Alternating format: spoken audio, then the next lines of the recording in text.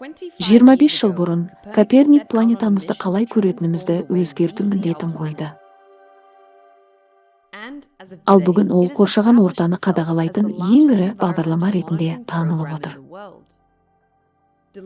Мұның дәлелі күн сайын алынатын 16 терабайт жоғары сапалы дерек. Бағдарламаның негізінде Sentinel жерсеріктері топтамасы тұр.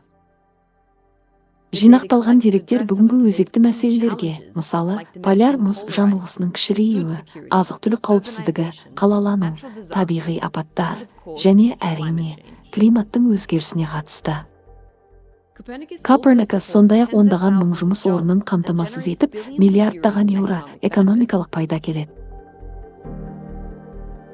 Бағдарламаны Еуропа одағы жүзеге асырады. Еуропа ғарыш агенттігі жерсеріктерді ойлап тауып, құрастырып, орбитаға шығарады. Миссиялар құрлық, мұхит пен атмосфераны қадағалауға арналған бірқатар технологияға ие. Sentinel-1 құрлық пен мұхитты қамтитын, ауа райына тәуелсіз, күндізгі әрі түнгі радиолокациялық жерсеріктер сериясының алғашқысы. Оның деректері су тасқындарын карталауға, мұзды қозғалысын бақылауға, теңіздегі қауіпсіздік үшін айсбергтер, мұнай төгілуі мен кемелерге шабуыл оқиғаларын түсіруге қолданылады. Ол сондай-ақ шөгу, жер сілкінісі мен жанартау атқылауы әсерінен топырақтың деформациясын қадағалайды. Sentinel-2 атырапты қадағалау үшін жоғары ажыратымды оптикалық кескіндер береді. Ол ауыл шаруашылығы мен егістерді, жағалау эрозиясын, су қойма гүлденуін, орманды отауды, қалалану мен тіпті пингвиндерді ғарыштан бақылауға пайдаланылды.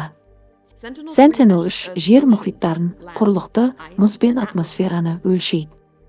Ол Эль-Ниньо құбылысының өзгерісін байқау үшін теңіз бетінің температурасы мен биіктігін өлшейді. Жер бетінің температурасын анықтауының арқасында ол орман өрттерінің тұтануы мен қатты ыстық кезеңдерін қадағалауға көмектеседі. Шолу ауқымының кеңдігі инверсиялық іздерді, циклондар мен хуракандарды, мұхиттар мен бүтін бір елдерді бейнелеуге мүмкіндік береді.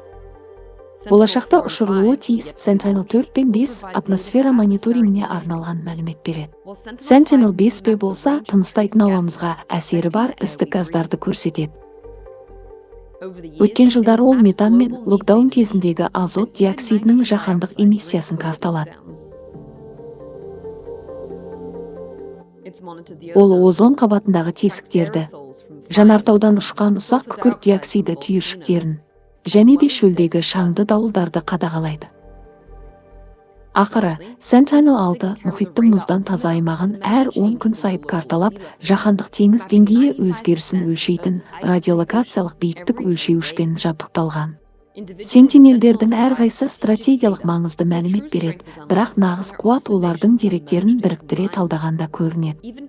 Олар жер динамикасын жақсырақ түсіну үшін иығаның басқа жерсеріктерін толықтырады. Бұл ақпарат сондай-ақ климаттың уақыт өте өзгеруінің үрдістері мен салдарын талдауға арналған ұзақ мерзімді деректер жиынтығына енгізілді. Sentinelдердің жетістігі негізінде қазіргі флотты толықтыратын жаңа 6 миссия таңдалды.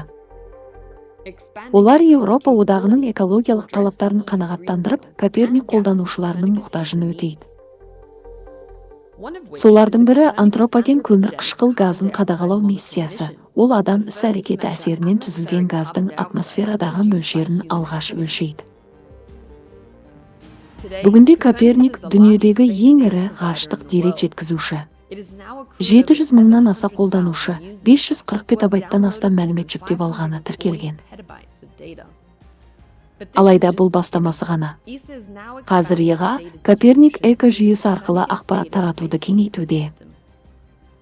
Sentinelдер мен басқа жерсеріктердің жерді бақылау деректерін алу бұрынғыдан да оңай әрі тез. Мұның бәрі әлемдегі кез келген адам үшін тегін қолжетімді. Жерді бақылаудың жаңа дәуірі басталысымен Коперникус үнемі өзгеріп тұратын дүниемізде тиянақты шешім қабылдауға қажет мәлімет ұсынуын жалғастыра бермек.